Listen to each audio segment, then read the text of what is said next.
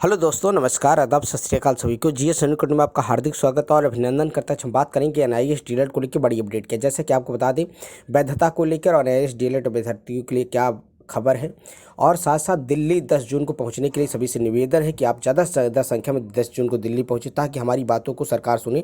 और इस समय सरकार के मंत्रिमंडल का भी गठन हो चुका है, नए मंत्री, नई सरकार। अब हमारी बात को जरूर सुना जाएगा। अब इस चीज़ को जान ले, चाहे केबीएस पीआरटी के विद्यार्थी हों, एनआईएस के विद्यार्थी हों, बीपीएससी टीआरई 3 के कहीं के विद्यार्थी हों, ज़्यादा से ज़्यादा संख्या में 10 जून को जब पहुँचेंगे तो हमारी बात को जरूर माना जाएगा, जरूर सुनी जाएगी और सरकार इसमें सुनेगी भी, आप समझ सकते हैं।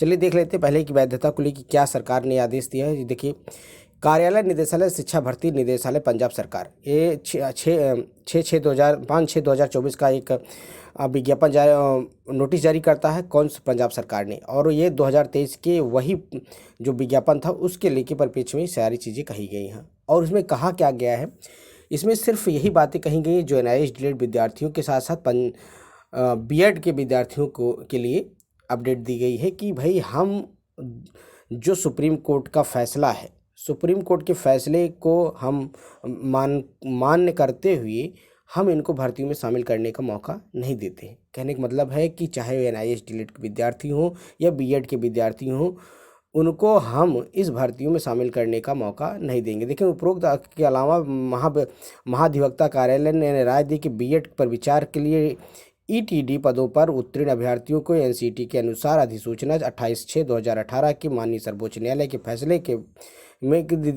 फैसले के तहत इनको हम मौका नहीं देंगे। कहने का मतलब है कि प्राथमिक शिक्षक भर्ती में जिस आधार पर देखिए, अभी तक आप समझ सकते हैं कि चाहे एनआईएस डीएलएड के, जब से सुप्रीम कोर्ट का जजमेंट आता है उसी सुप्रीम कोर्ट के जजमेंट का हवाला दिया जा रहा है कि माननीय सर्वोच्च न्यायालय जो 11/8/2023 के फैसले में एनआईएस डीएलएड करने वाले विद्यार्थियों को रेगुलर डीएलएड करने वाले विद्यार्थियों के बराबर नहीं है और उनको अमान्य किया जाता है, इनको भर्ती में शामिल नहीं किया जाएगा। हम उनको शामिल करने का अनुमति नहीं देते हैं।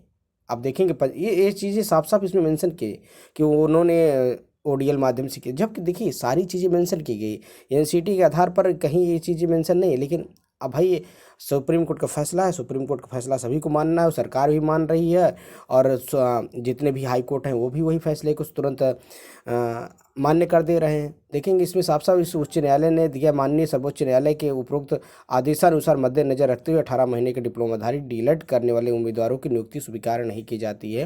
कहने का मतलब, जितने भी विद्यार्थी 18 महीने का डीएलएड कोर्स किए हैं उनकी विद्यार्थी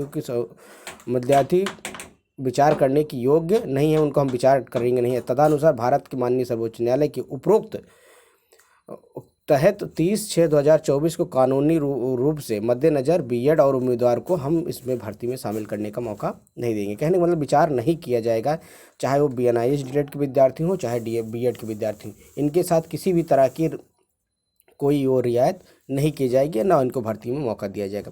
इसीलिए कहा जा रहा है कि आप 10 जून को ज़्यादा से ज़्यादा संख्या में दिल्ली जब पहुँचेंगे तो आप देखेंगे केबीएस पीआरटी में विद्यार्थियों की ज्वाइनिंग रुकी है, उनके भी लिए ये सारी चीज़ें की गई हैं। साफ साफ इस चीज़ को उन्होंने मेंशन कई बार किया है। माननीय सर्वोच्च न्यायालय के उपरोक्त आदेश के मद्देनजर एनआईएस के 18 महीने का डिप्लोमाधारी डीएलएड के मान्य उम्मीदवार को चयन नियुक्त के लिए विचार किए जाने के लिए उत्तरदायी नहीं है। तदनुसार माननीय सर्वोच्च न्यायालय द्वारा उपरोक्त संख्या कानून 30/5/2024 के मद्देनजर बीएड उम्मीदवार भी 2 साल के टीईटी के डिप्लोमा के बजाय योग्यता के अनुसार इनकी शिक्षकों के पात्र कोर्स के विचार नहीं किया जाएगा। कहने का मतलब, न एनआईएस डीएलएड को किया जाएगा न बीएड को किया जाएगा, सिर्फ रेगुलर डीएलएड के जो कोर्स हैं। ये पंजाब की न्यूज़ है। आप देखेंगे पंजाब सरकार ने इस चीज़ को, पंजाब के शिक्षा विभाग ने इस चीज़ को एकदम स्पष्ट कर दिया है कि हम इनको नहीं ले रहे हैं।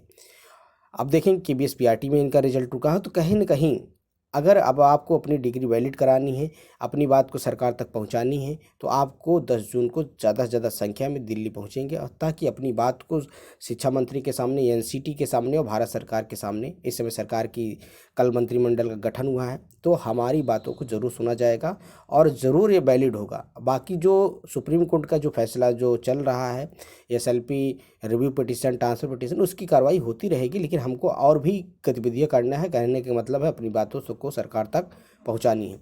खबर यही थी। अगर वीडियो पसंद आए चैनल को लाइक करें, ज़्यादा से ज़्यादा अपने दोस्तों में शेयर करें। शिक्षक भर्ती पल पल की अपडेट के लिए चैनल को सब्सक्राइब कर लें, और किसी भी अपडेट के लिए आप कमेंट बॉक्स में जवाब कमेंट कर सकते हैं। किसी भी चीज़ की अपडेट के लिए, शिक्षक भर्ती की किसी भी अपडेट के लिए, NIS डिलीट की अपडेट के लिए चैनल से जुड़ सकते हैं। मिलते हैं नए वीडियो के साथ। जय हिंद साथी, नमस्कार, सभी दिन शुभ हो। Thank you, have a nice day, good day.